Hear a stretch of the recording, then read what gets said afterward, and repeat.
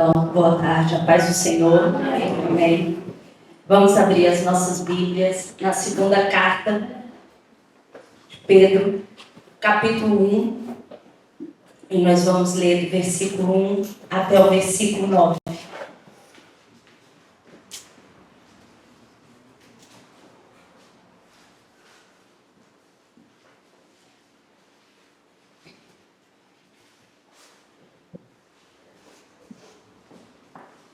Segunda carta de Pedro, capítulo 1.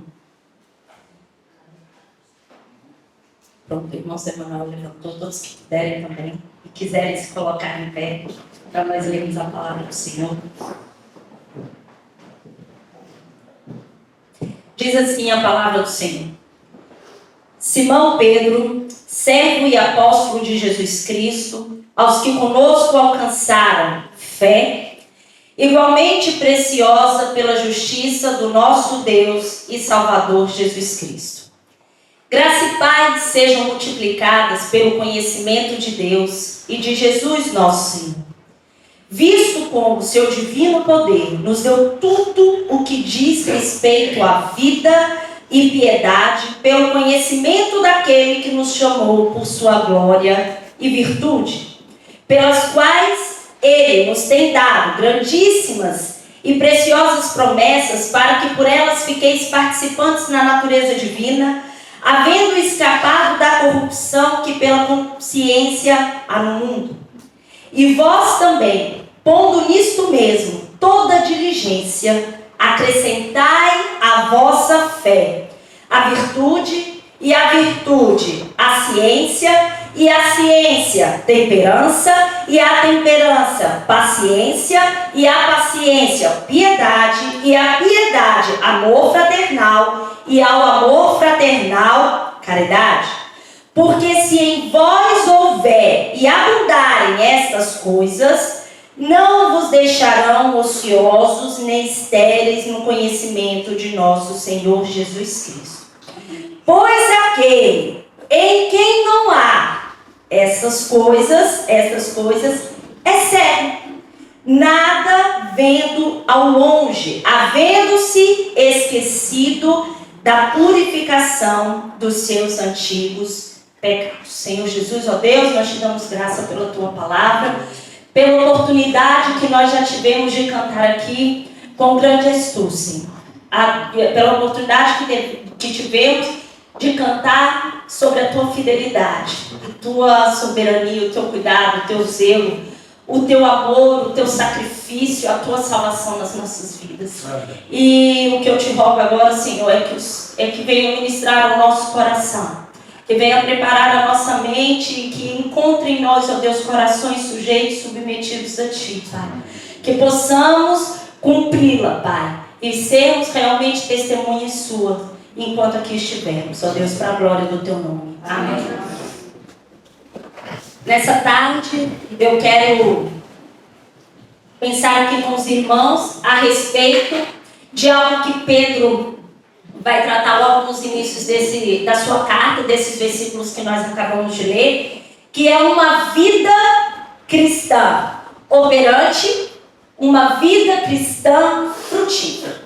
Mas antes mesmo que Pedro aqui realmente vá dizer e vá explanar, mencionar do que se trata essa vida cristã operante e frutífera, ele vai citar aqui algumas dádivas que aqueles crentes, e que hoje nós também cristãos recebemos da parte do nosso Deus.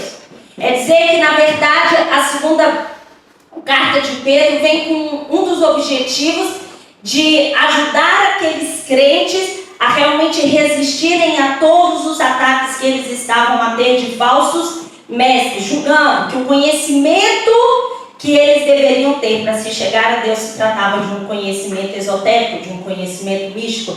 E Pedro vem realmente para combater essas ideias, o que ele fez diferentemente em sua primeira carta, que foi realmente encorajar aqueles crentes que estavam em sofrimento em virtude da dispersão. Então, uma das coisas que Pedro então vai dizer aqui, antes mesmo de mencionar todas as coisas, que aqui ele vai chamar de coisas, que na verdade são qualidades que devem ser agregadas à nossa fé, para que nós tenhamos uma vida operante e frutífera, ele vai dizer a respeito da fé que nós recebemos da parte do nosso Deus. E antes mesmo de nós lá chegarmos, vamos ainda prestar atenção na sua saudação, na sua apresentação. Pedro vai dizer assim: Simão Pedro, servo e apóstolo de Jesus. Pedro, que ele se identifica tanto como servo, como se identifica também como apóstolo. E é importante nós olharmos para o que significa servo dentro do contexto. E esse servo aqui realmente tem um conceito de escravo, daquele que foi comprado por alguém que o tornaria seu senhor. O servo é alguém que não está mais destinado a atender os seus próprios desejos, a atender as suas vontades, a fazer segundo aquilo que lhe aprova, mas está então disposto a obedecer o seu Senhor, está disposto a se sujeitar às ordens dele, está disposto a cumprir com as ordens desse seu Senhor.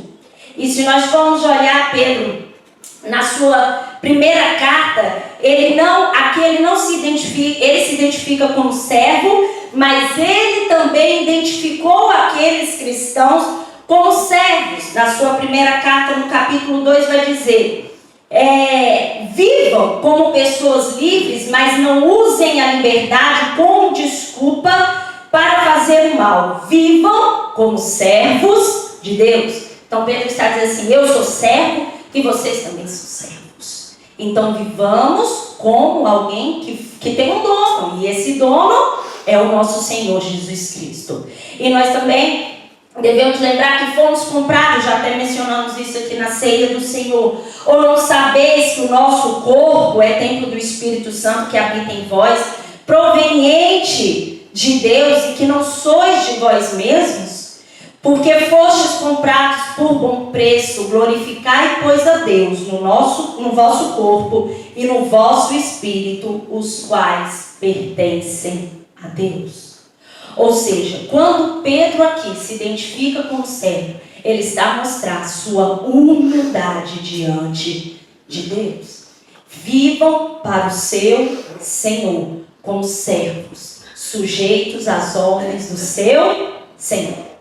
Mas também Pedro vai se identificar como um apóstolo, alguém que foi enviado, alguém que recebeu plena autoridade da parte do nosso Senhor Jesus Cristo para transmitir a mensagem àqueles cristãos. Ou seja, Pedro não estava a falar ali nenhuma vã filosofia ou seu próprio entendimento ou pensamento, mas o que Pedro estava ali a dizer era justamente a mensagem salvífica no Senhor Jesus Cristo. E o que nós vamos pensar aqui é como nós nos apresentaríamos se tivéssemos essa oportunidade. Se tivéssemos que fazer uma saudação ou tivéssemos que escrever a carta, como é que você se apresentaria?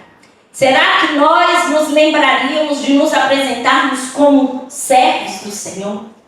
E mais do que isso, do que nos vermos como servos do Senhor, é realmente se estamos a viver como servos do Senhor. Se estamos realmente tendo entregue toda a nossa vida a Deus. E já não queremos mais, já não nos importam mais os nossos conceitos, os nossos anseios, mas a vontade soberana de Deus nas nossas vidas. Será que temos testemunhado isso? Será que somos portadores, e deveríamos, porque Pedro já se iguala a todos os cristãos, como servos do Senhor? E em seguida ele já indica a quem se destina então a sua carta, a sua epístola. Ele vai dizer aos que conosco alcançaram fé. E esse alcançar tem o sentido de receber. Ou seja, essa mensagem é para todos aqueles que receberam fé igualmente preciosa pela justiça do nosso Deus e Salvador Jesus Cristo. Essa fé foi dada a todos que creram no Senhor Jesus Cristo. Então, aqui Pedro deixa muito claro a origem da nossa fé. A nossa fé está em Deus, vem de Deus e é dom de Deus. Então, antes mesmo de nós olharmos quais são as qualidades de uma vida cristã, operante e frutífera, nós temos que nos lembrar que isso tudo é pautada na fé que nós recebemos pela vontade do nosso Deus. Depois Pedro faz uma oração, então, àqueles crentes, dizendo: graça e paz vos sejam multiplicadas pelo conhecimento de Deus e de Jesus nosso Senhor. Ele ora para que haja um crescimento, uma maior quantidade, que eles sintam isso, essa paz, essa graça, através do conhecimento de Deus e do nosso Senhor Jesus Cristo. Pedro agora vai justamente dizer a respeito desse conhecimento. À medida que nós buscamos esse conhecimento, a paz e a graça são multiplicados em nosso meio. E quando nós pensamos em conhecimento, nós não podemos limitar o conhecimento apenas como uma habilidade de portar informações, não é? De ter informações, de saber falar sobre determinado assunto, de sabermos falar a respeito ou em alguma área de conhecimento, seja matemática, seja física, seja biologia, seja língua portuguesa, seja mecânica, engenharia, farmácia, e aí vai. Não é somente esse conhecimento que tange o nosso intelecto, que passa pelo nosso intelecto. Pedro aqui vai falar também de um conhecimento experimental que vai indicar a nossa vida devocional com Deus, que vai nos levar a uma vida de piedade. O que eu quero dizer com isso? Que nós devemos buscar conhecer o nosso Deus intelectualmente, sim. E isso nós vamos fazer, e Deus se permitiu, Deus se revelou para que o conheçamos, através da sua criação. E mais do que isso, através da revelação, através da palavra dele, das escrituras. E é aqui que nós temos a informação de quem nós éramos. Qual era a nossa condição? Qual era o nosso destino? Que era a condenação. Aqui nós sabemos o efeito do pecado sobre a humanidade. Mas aqui nós sabemos também o plano redentor do nosso Senhor. É através dessa palavra que nós conhecemos esse Deus que é grande. Esse Deus que é poderoso. Esse Deus que separa e escolhe um povo. Esse Deus que anda com esse povo. Esse Deus que adverte o povo. Esse Deus que livra o povo. Esse Deus que consola o povo. Esse Deus que julga o povo. Esse Deus que prepara o filho, que entrega o seu filho, que o seu filho morre, que ao terceiro dia ressuscita. Esse Deus que nos deu uma promessa, que voltaria, que nos buscará. Esse Deus que promete fazer todas as coisas novas, que há um tempo reservado, um tempo de renovo, um tempo de sensação de sofrimento, de luta, de angústia. E isso nós conhecemos quando nós nos cansamos nessa palavra, estudamos essa palavra, nos aprofundamos nessa palavra, e isso é necessário. Mas todo esse estudo, todo esse conhecimento desassociado a uma vida de piedade já não faz sentido. É por isso que Pedro fala: vocês vão ter tanto conhecimento desse intelecto como conhecimento experimental, devocional. É quando nós, além de nós conhecermos a Deus através das suas escrituras, também conhecemos o nosso Deus nas nossas experiências diárias, nas nossas orações, nos nossos propósitos, nas nossas consagrações. Nós sabemos que o nosso Deus é um Deus poderoso, não só porque libertou o povo de Israel do Egito. Porque eu tenho certeza que cada um de nós aqui já experimentamos esse poder muito próximo das nossas vidas. Quantas orações de socorro, de livramento que nós fizemos e que o Senhor não interveio na nossa causa, não nos respondeu. É este conhecimento devocional, experimental, que Pedro aqui também vai dizer, com o intuito de que essa graça e que essa paz sejam multiplicadas entre vós. E é por isso que nós estamos e não nos cansemos de conhecer o nosso Deus. De realmente entender que isso é necessário para uma vida piedosa, uma vida de corretos relacionamentos. Para nós termos realmente uma vida correta, um relacionamento correto diante do nosso Deus. Depois, eles não receberam apenas a fé e nós também, mas também receberam tudo o que necessitavam para a vida e para a piedade. Visto como seu divino poder nos deu tudo o que diz respeito à vida e piedade, pelo conhecimento daquele que nos chamou por sua glória e virtude. O que é receber para a vida e a piedade? E novamente Pedro vai dizer, assim como a fé foi algo dada por Deus, a vida também. Nós meditamos hoje na ceia, o irmão Jorge fez referência específica. Em Efésios, que nós estávamos mortos em nossas ofensas, nossos pecados, em nossas transgressões. Andávamos como mortos.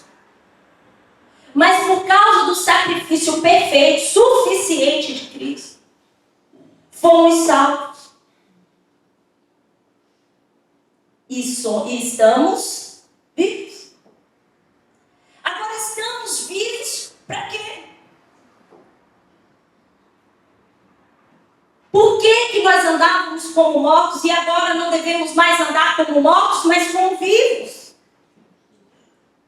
Ele nos salvou dos nossos pecados, meus irmãos, para que tenhamos uma vida em santidade, o qual nos tirou da potestade das trevas e nos transportou para o reino do seu Filho, do seu amor, em quem temos a redenção pelo sangue, a saber, o perdão dos nossos pecados.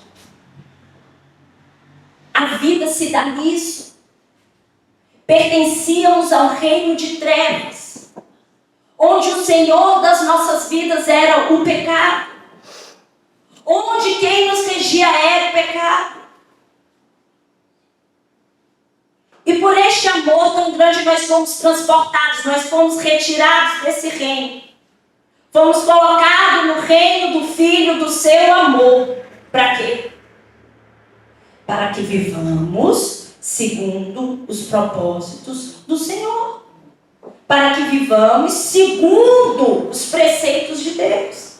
Para que vivamos segundo a vontade de Deus. E que nós andemos como vivos. Como? Andemos vivos na nossa maneira de falar, na nossa maneira de nos posicionar, na nossa maneira de pensar. Tudo isso nós temos que reagir como vivos, como aqueles que foram realmente salvos, foram transportados desse mundo das trevas para o mundo do seu Filho, para o reino do seu Filho, do seu amor. E a pergunta é, temos andado como vivos ou como mortos? E é interessante que na sexta-feira falávamos aquilo, né? Estamos a estudar sobre a oração, orai sem cessar. E foi dito aqui, aquele que não ora, anda como morto. E é isso. Temos andado como mortos ou como vivos?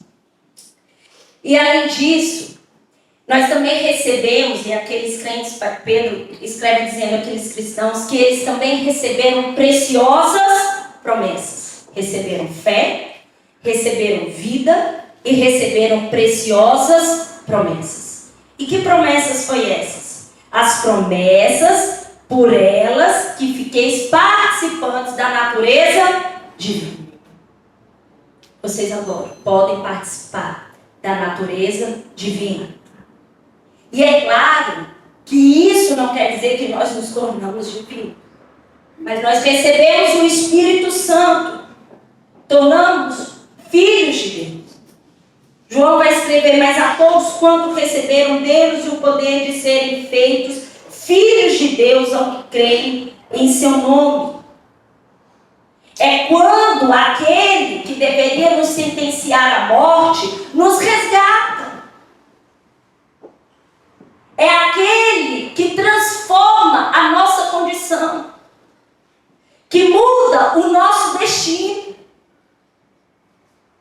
E Ele faz com que sejamos transformados de glória em glória à imagem de Cristo. Nos adota como filhos. E ser participante dessa natureza divina é ser semelhante ao Pai. Ter as características do Pai. É compartilhar da natureza do Pai. Assim como um filho que participa da natureza, que compartilha da natureza da mãe. Ou do pai também. Quando a gente olha para os filhos, ou que olham para os nossos filhos e dizem, aí vai uma mini Gisele. É tal como a mãe. Ou olha para outra e diz, esse é o pai todo. Por quê? Porque através do andar, do falar, às vezes do jeito que olha, que gesticula, que fala, diz, essa é a mãe. Não, esse já é o pai. Qualquer semelhança é mera coincidência. Mas a verdade é que essa semelhança de Cristo tem que estar nas nossas vidas. Meus irmãos, quando nós andamos pela rua, as pessoas olhar para a gente, para nós e dizer assim, aí vai um pequeno Cristo, vai um cristão. Ali anda alguém que se assemelha a Cristo. Fala como deles. Se posiciona como deles. E quando isso acontece, quando essa promessa da participação que nós temos na natureza divina, dessa semelhança que nós temos com o Pai, algo acontece. O rompimento, a ligação moral que nós tínhamos antes com o mundo. Toda aquela cosmovisão antes do mundo que pertencia à nossa vida. Quando nós somos transportados para esse outro reino, quando nós nos assemelhamos ao nosso Pai, essas coisas do mundo já não estão na nossa vida. É como se nós estivéssemos a andar livres da mancha do mundo. E o William Barclay vai escrever um comentário a respeito disso, dizendo, andar com Cristo é andar livre das manchas do mundo. É bem verdade que enquanto vivamos neste mundo, o pecado nunca perderá por completo sua fascinação sobre nós. Mas na presença de Cristo, temos nossa defesa contra toda essa fascinação. É andar no mundo, mas andar livres das manchas do mundo. Então, depois de Pedro lembrar todas essas dádivas que aqueles cristãos e que nós também temos, a fé, a dádiva de termos tudo o que necessitamos para a vida e para a piedade. E depois de recebermos a outra dádiva, que é ser participante da natureza divina, ele então vai dizer o que nós temos, no que nós temos de nos empenhar para termos uma vida cristã operante e frutífera. Se nós olharmos aí para os versículos, a partir do versículo 5, e vós também, pondo nisto mesmo toda a diligência, ou seja, todo o empenho, empenhem-se, concentram-se em fazer isso daqui. Acrescentai à vossa fé a virtude, e a virtude a ciência, e a ciência a temperança, e a temperança a paciência, e a paciência a piedade, e a piedade, amor fraternal, e o amor fraternal, a caridade. Pedro agora vai falar que essas qualidades elas precisam estar em constante crescimento.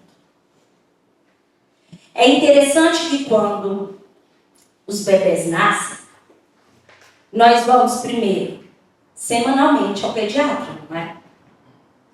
E chegando lá, o pediatra mede a circunferência da cabecinha, não é? Depois, mede o tamanho da criança, pesa para saber se está a ganhar peso ou não é? E a mãe fica assim, ansiosa. Ai, será que cresceu, que não cresceu? Será que ganhou peso, conseguiu engordar, inventou os mitos, que o leite é fraco, o leite é forte, o menino engordou, não engordou, e nós ficamos naquela ansiedade. Por quê? Porque nós queremos ver o constante crescimento do nosso filho. E quando ele perde peso e não ganha? Tristeza da mãe. Já aconteceu comigo. Mãe, primeiro filho, sonhava com aquele neném. Para nem conseguir dar conta de carregar. E vem uma criança. Não, mãezinha, mas é a estrutura dela. Vai sempre ser mais alta e mais magra. E eu pensava, mas eu não queria magra. E íamos pesar, olha, ela engordou bem, engordou 1 quilo e tais gramas. A mãe do lado, minha filha engordou 2 quilos. O leite dela é forte. O que Pedro está dizendo àqueles cristãos é que eles tenham esse crescimento constante. Em quê? Nessas qualidades aqui que ele menciona, nessa lista que ele faz. Ele diz assim: acrescente à sua fé a virtude. E o que é a virtude? É a excelência de refletir o caráter de Cristo. Ou seja, acrescente à sua fé a excelência de refletir o caráter de Cristo na sua vida. Quer ter uma vida cristã frutífera? Acrescente à sua fé a excelência de refletir o caráter de Cristo. Mas depois ele vai dizer, e a essa virtude, faça crescer a temperança, o autodomínio, o autocontrole, o domínio próprio. E nós vamos ver que esse domínio próprio não é algo que é resposta de um trabalho da carne, não. Isso é um fruto do Espírito. Ou seja, para que nós precisamos acrescentar domínio próprio? Porque já não são os nossos desejos ou as nossas paixões que devem nos controlar. Mas nós devemos controlar as nossas paixões, os nossos desejos, o nosso ímpeto. Isso deve ser acrescido. A quê? A excelência de refletir o caráter de Deus. Mas depois ele diz assim, e acrescente ao domínio próprio a perseverança, a paciência. É essa paciência de tempos difíceis, de situações complicadas, desafiantes na nossa vida, de circunstâncias, de lutas, de batalhas que nós temos que travar e enfrentar. É essa paciência, é essa perseverança. É ter uma mente que não se abale ali facilmente, mas que persevera. Mas depois ele vai dizer assim, e acrescente a essa perseverança outra coisa. Piedade.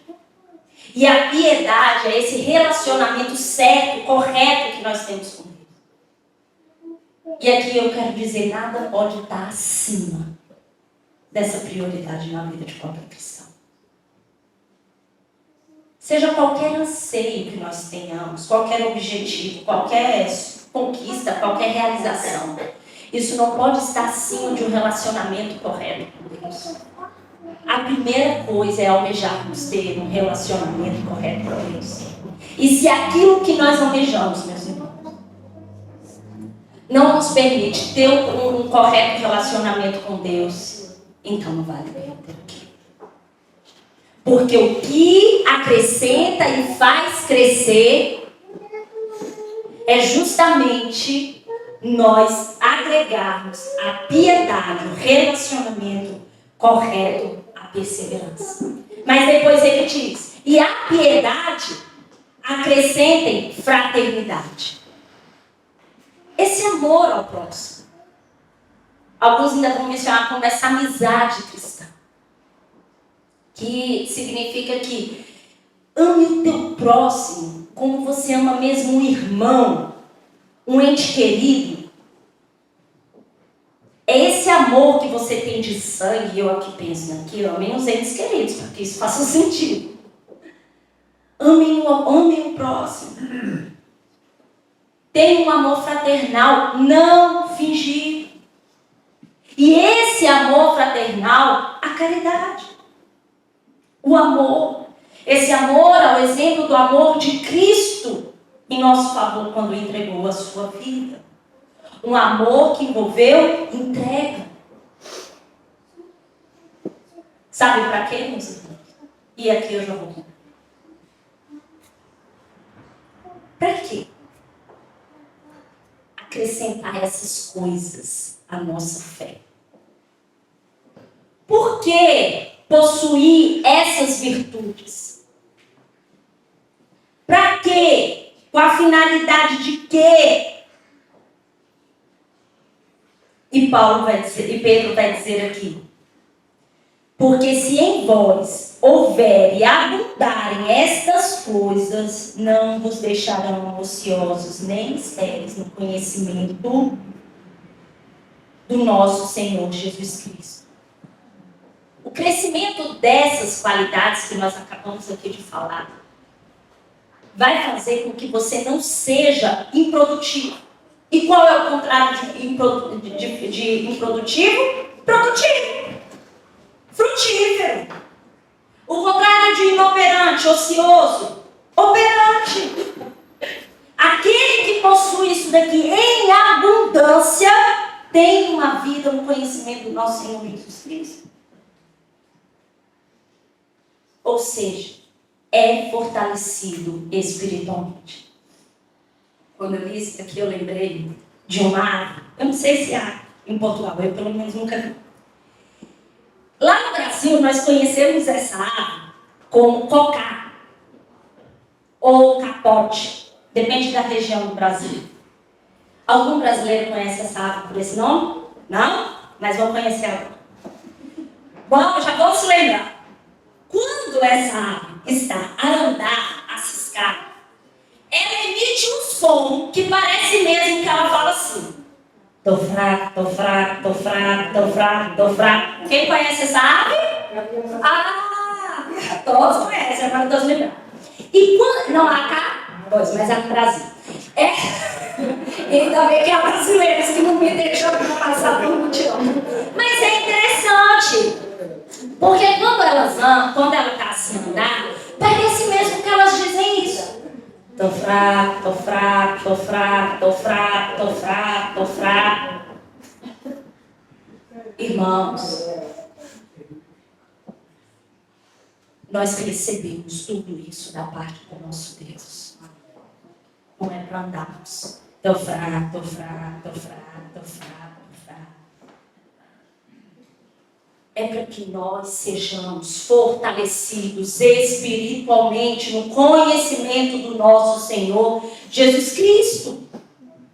Porque ele vai dizer que aqueles aonde não existir, e é engraçado que ele já não usa o plural. Ele já não fala vocês, mas ele fala se alguém, ou seja, nessa comunidade ele cristã, que não tenha essas qualidades, a virtude, o conhecimento, o autocontrole, a perseverança, a piedade, a fraternidade, o amor, são como cegos e esquecidos. Cegos que não veem ao longe, no sentido aqui, míope. Se eu fizer isso, já era. Aqui eu enxergo, ali eu não enxergo. Não vê ao longe, só o que está perto. Pedro está dizendo aqui, quem não tem essas coisas, essas qualidades, esse fortalecimento espiritual, tem uma visão limitada só do que é aqui, para já, para agora, para o que é terreno. Não consegue enxergar aquilo ali, ó, que vai além. As coisas celestiais, as coisas eternas. Esquecem até da purificação dos seus antigos pecados. Quer dizer, não desenvolve o seu relacionamento com Deus. Mas, meus irmãos, nós estamos aqui essa tarde como cristãos, dispostos realmente a ter crescimento, nos empenharmos em fazer com que essas coisas, essas qualidades cresçam constantemente na nossa vida, a fim de que estejamos e sejamos cada vez mais fortalecidos espiritualmente no conhecimento do nosso Senhor Jesus Cristo. Que Deus nos abençoe.